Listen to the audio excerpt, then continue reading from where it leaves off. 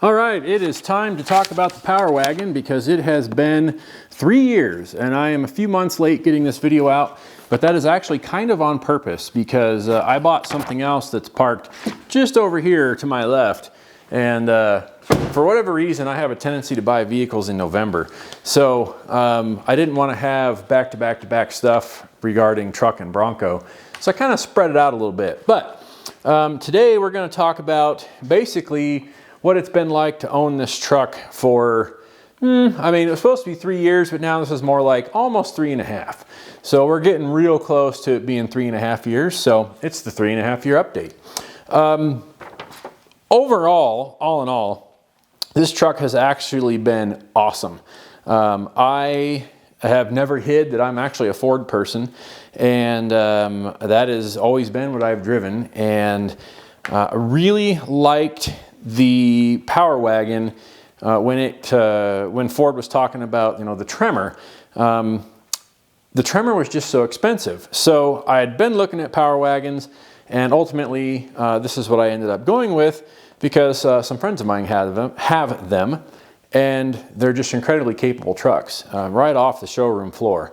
Like I've mentioned in the previous videos, the only things that I've done to this is I put 35s on it, and I have put toolbox in the back, cold air intake on.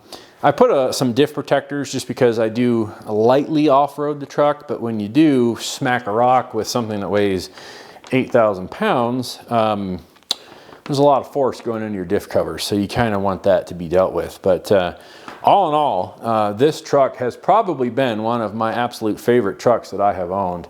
And I've got a list of some things that have happened over the last 3.5 years, and this is just kind of a cumulative update. And before we dive into the list, I will say that of all of these things, virtually all of them occurred within the first couple of years. There's only the very two bottom ones that I actually wrote in on pen because I've had this sheet typed out now since November of 2022 that recently happened.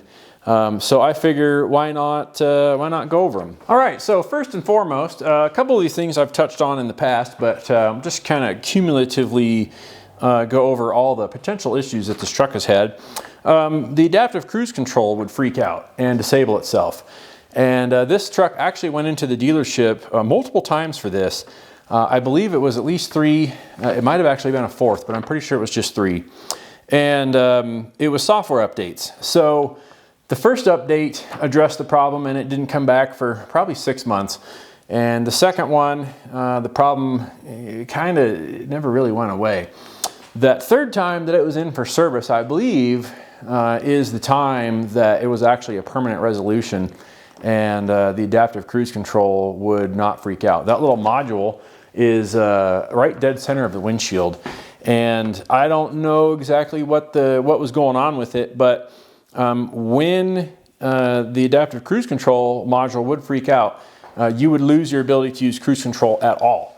You would actually have to pull over if you were driving somewhere along, like I was when it happened, and shut the truck off, turn it back on. So the most recent time that this had happened, I was actually headed to South Dakota for business. And I mean, I was just loaded down with tools and stuff for a quick job up there. And I lost my cruise control somewhere in the vicinity north of Wheatland, Wyoming, which ironically is where I bought this truck at. So I just continued to drive it manually until I made my way up to Lusk, which is where I usually would stop for fuel on a trip like that. And gassed up, and as soon as I started the truck back up, the adaptive cruise control worked the entire rest of the way to South Dakota. So on the way home, I had the exact same thing happen again.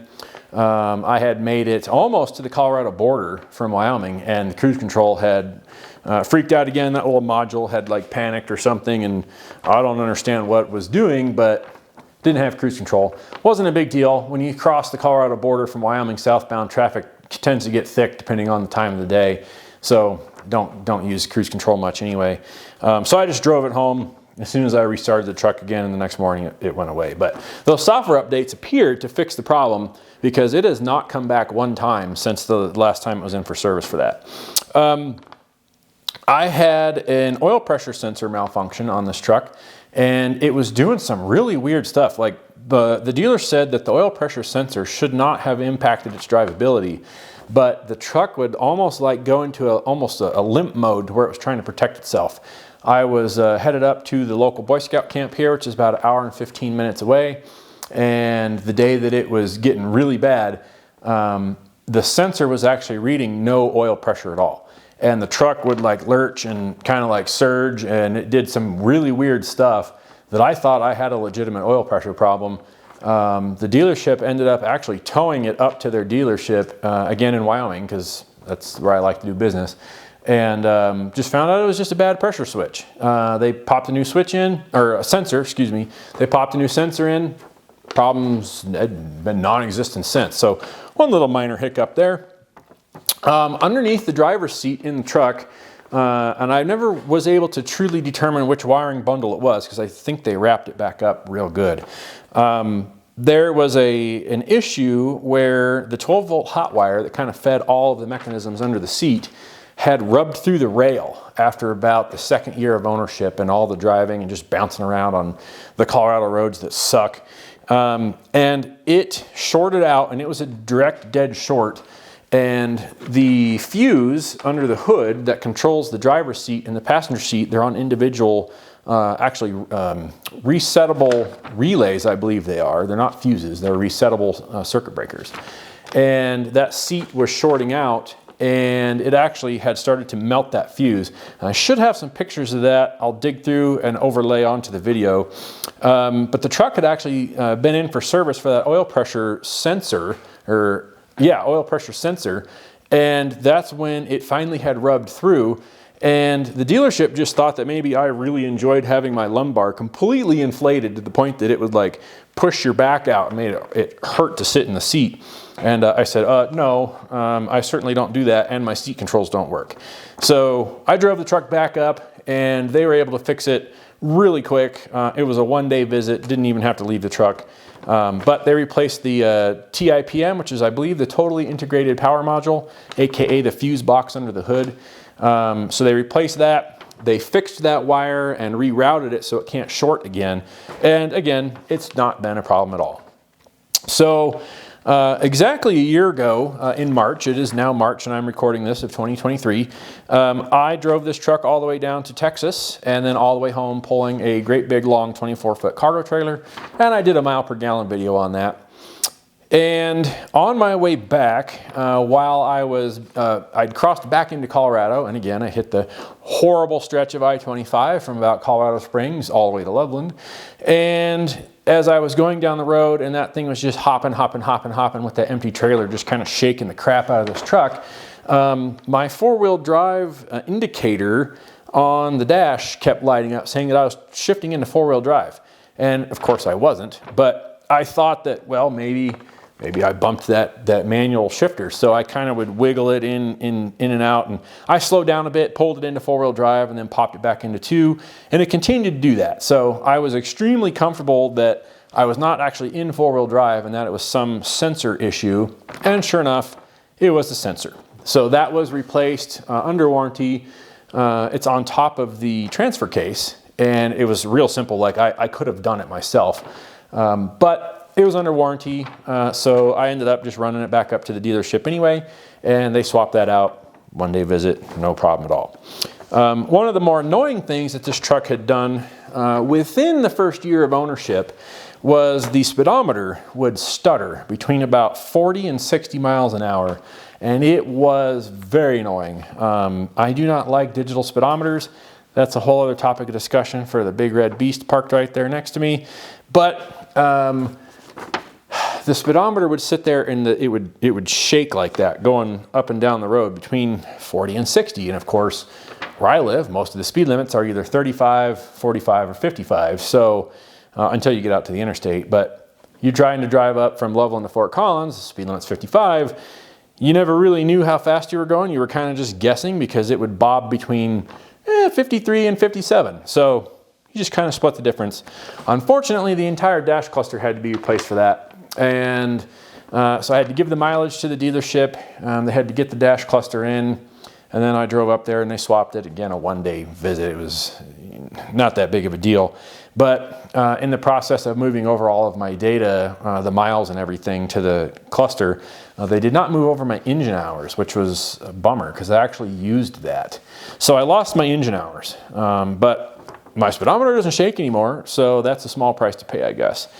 One of the things that this truck did right out of the gate, right after I bought it, was the on deceleration, and this was with stock tires too, the 33s. As soon as you would take your foot off the gas pedal, like if you drove up to 30 miles an hour, and as you were ramping back down, when you would cross back into the 20s to maybe 18, the truck would kind of like jerk back and forth and do this really weird thing where the transmission was like I don't know if there's clutch packs in these things or not, but it was grabbing and doing all this weird stuff. I talked to the dealership about it. They assured me that there was no problem, like it's not gonna destroy anything, it's just annoying. So on one of these other trips that I was up, and I don't remember exactly which one, they just did a reset, relearn on the transmission. Problem went away, has never come back since. So, I mean, that was an easy thing.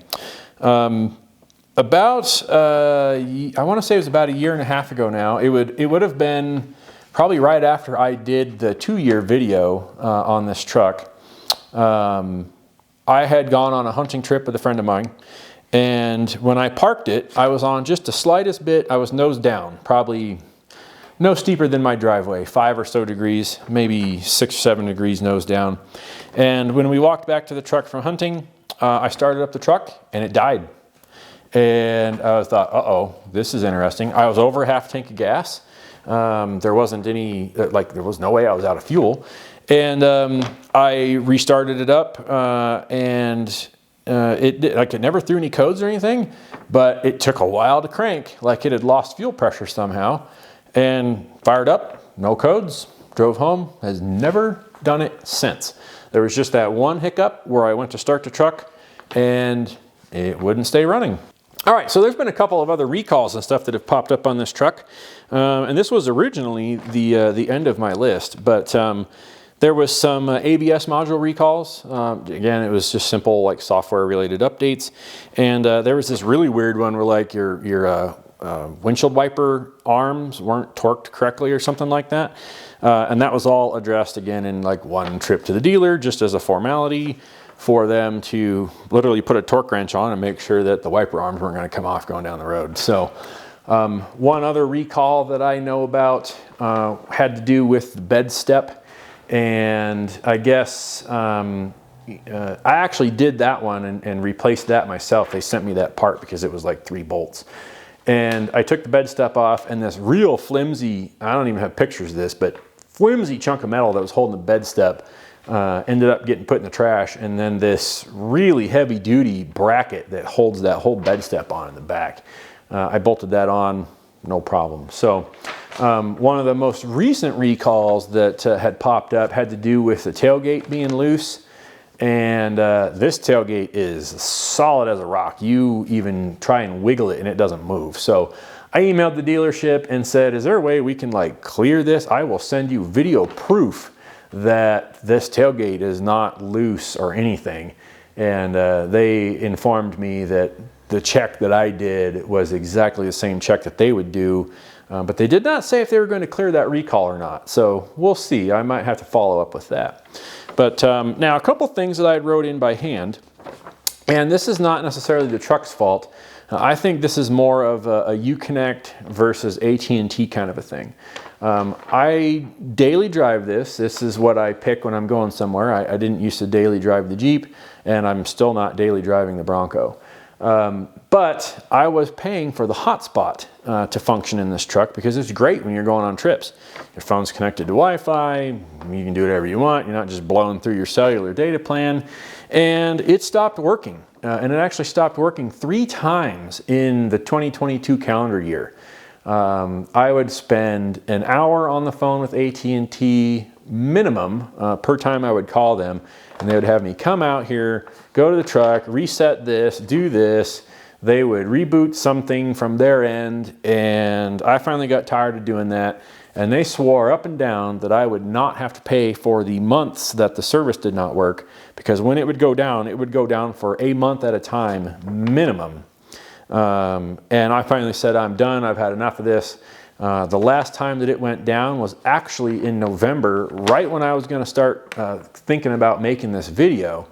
And I just logged into my account and turned off auto renew, and I'm done with it. So when the LTE would work in this truck, it would work fantastic. It all comes off the same like little shark fin antenna that's on the roof up here, and I would have service in some really weird places that you would not expect to have service. So the AT&T versus Uconnect thing, Uconnect blamed AT&T, AT&T blamed Uconnect, and they just constantly sat here and did this, and I got tired of it and just shut it off. So one of the last kind of big things that I knew was coming, because this truck had been driving oddly, was something in the suspension was getting loose. And I ended up having to replace not only the front track bar, but the rear track bar within a month of each other. I should have just done them at the same time. But I would be going down the road, and I would be having to hold the steering wheel one direction, and then you would hit a bit of a road crown change, and I was having to dramatically counter steer the truck, like worse than I would ever have to counter steer the Jeep. And the Jeep, that's just how it drove. So when this truck started driving worse than the Jeep, I knew that there was something wrong that needed to be addressed pretty quick. So I replaced that front track bar, and I'd say like 90% of that weird wiggleness going down the road had gone away. And some other friends had told me that, you know, you're going to end up having to do the rear track bar at the same time. I didn't want to, because it was like between the front and the rear, it was probably around $1,100–1,200 bucks. But I put that rear track bar on, and holy cow, did it change the driving dynamics of the truck. This thing is rock solid going down the road, just like it was brand spanking new the day I drove it home. So I put a Carly adjustable track bar in the front, and there's a Thurin bar on the back. The Thurin bar is fixed, but it actually changes the alignment of that bar. I had to drill some holes and put a different bracket on. So I'm not really going to show that. That's if you're familiar with these trucks, you know that the Thurin track bar, what it does. But yeah, I mean, all in all, like, this thing's been rock solid. So let me change the camera angle one more time, and we'll kind of wrap this up. All right, so that's pretty much the conclusion, and you can see the Bronco parked over here. When we get closer towards the end of 2023, I will do my 1-year recap of the Bronco. It has been good. So back to the truck, since that's what we're here to talk about. This has been by far my favorite truck. I've had F-150s. I've had my very first truck was an '85 Silverado. That thing was sweet. But you know, this truck has definitely been my favorite. It is a tank when you chain it up, and they're just so heavy that they stay planted off-road. This thing hardly ever feels unstable off-road. In fact, I don't think I've ever been nervous driving this off-road, other than the fact that it's so big and is definitely scratched up.